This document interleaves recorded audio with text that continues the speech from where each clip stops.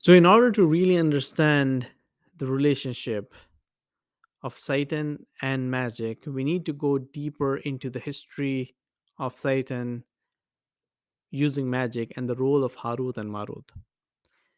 And the question around these two angels.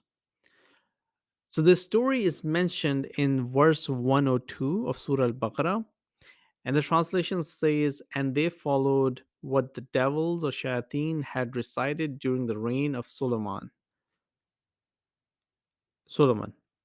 It was not Solomon who disbelieved, but the devils disbelieved, teaching people and that teaching people magic and that which was revealed to the two angels at Babylon, Harut and Marut. But the two angels, do not teach anyone unless they say, 'We are a trial, so do not disbelieve by practicing magic.' And they learn from them that by which they cause the separation between a man and his wife, but they do not do harm to anyone through it except by permission of Allah. And they, the people, learn what harms them and do not what benefit them. But they, the children of Israel, certainly knew that whoever purchased it would not have in the hereafter any share, and wretched is that for which they sold themselves, if they only knew. So, the story, as it has been explained beautifully by the 11th Imam in Tafsir al-Burhan, is the true story. And there is no other place in the universe, no other household, no other institution, no other teachers who can better explain what actually happened according to this verse. The story said that after the time of Prophet alayhi salam, Noah, people started to reproduce and nations started to develop. So at one point of time, magic acts started to be widespread between the people through the shayateen, Satan.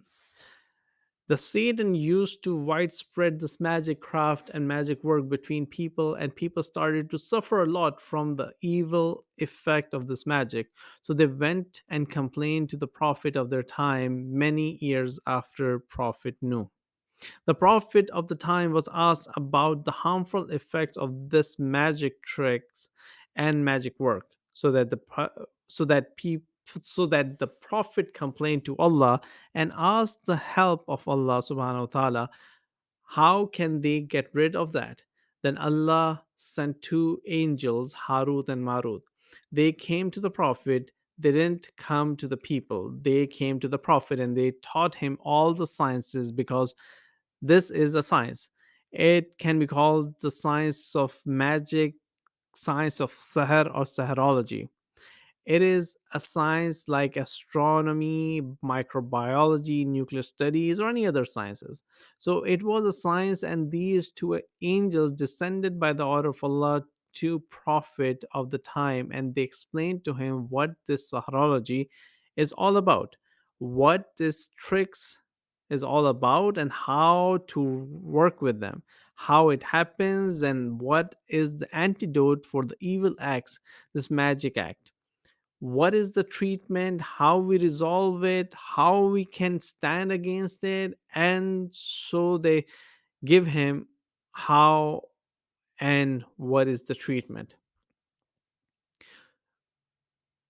At that point, the prophet told these two angels that, please, I can't explain that to people. Can you explain it to people? And I will ask Allah for permission, so that you may take a physical body and appear to people in a physical shape.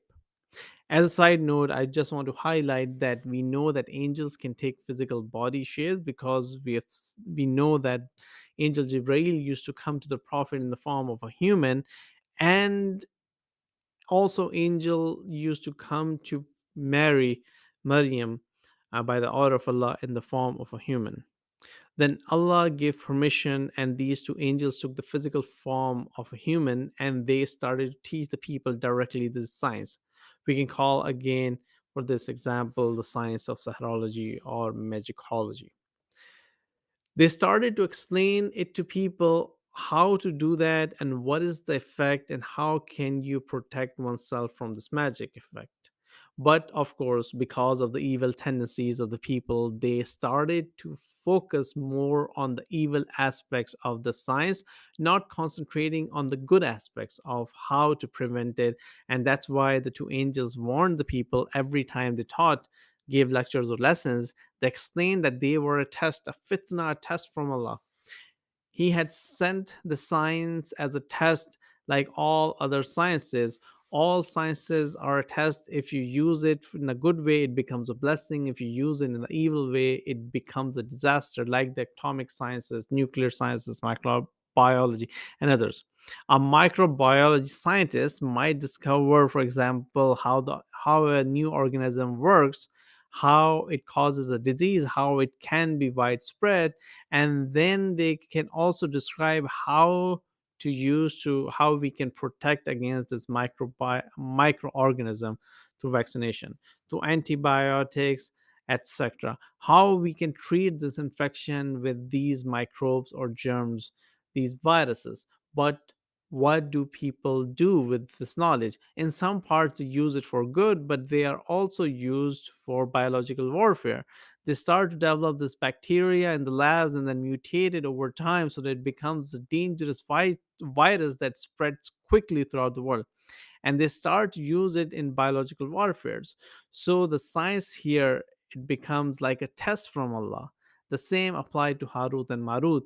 They said that we are a test, and they started to teach them all the aspects of the science while warning every time that people be careful, that use this has to be used in a good way.